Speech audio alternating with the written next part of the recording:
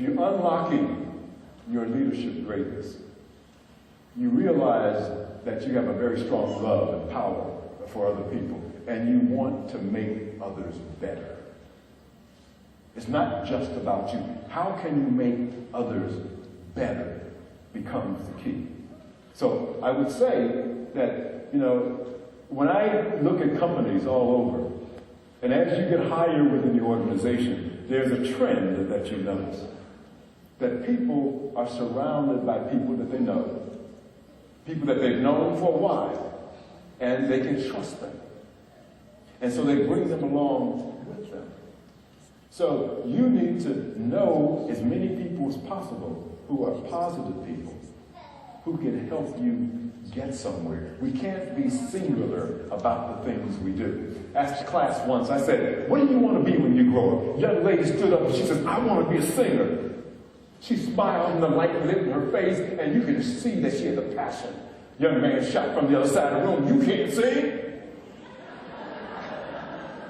People started laughing, and they were just having a good time. I walked over to the young man, and I asked him very simply, I'll say, young man, have you ever heard her sing? No, sir. So why did you feel the need to step out and step on her dream? You did this because you wanted attention, but the attention shouldn't be on her. You have to be willing to encourage people. But with most of us, we need to figure out what's in it for us before we do things.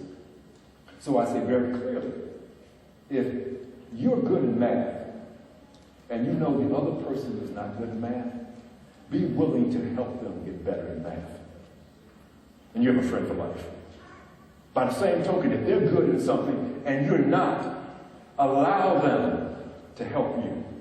Open up and receive it. Allow them to give them so that you can receive it. I say because you know when you get it, you got it. And nobody's going to walk up to you and say, I can tell by the size of your head that it took you a long time to get stuff. It doesn't work that way. When you have it, it's in your head, and you got it, and you're grounded, and you can use it to make a difference. But you need to help somebody else.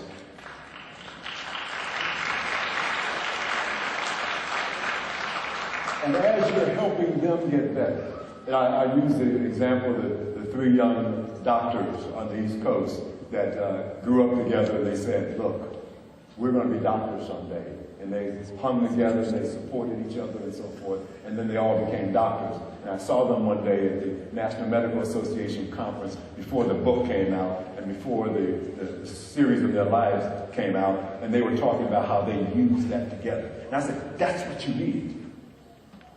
Peer pressure is good if it's the kind of pressure that's going to help you become great. And if you're surrounded by people who are trying to put you in what they perceive your place to be, get away from them. Find that group of people, those 3 or 4 people that you can hang with, that you can study with, that you can grow together with. Because someday you're going to need a job, and they may be able to get you a job. Or someday you may have a job, and you may be able to offer them a job, which is better, being entrepreneurial. But you need to do this. You can't try to do this life thing on your own. Find the right people to associate with. Because they're the ones that are going to help you get there. Because you're going to have to serve people. And when you get outside yourself and start serving others, then your life becomes better.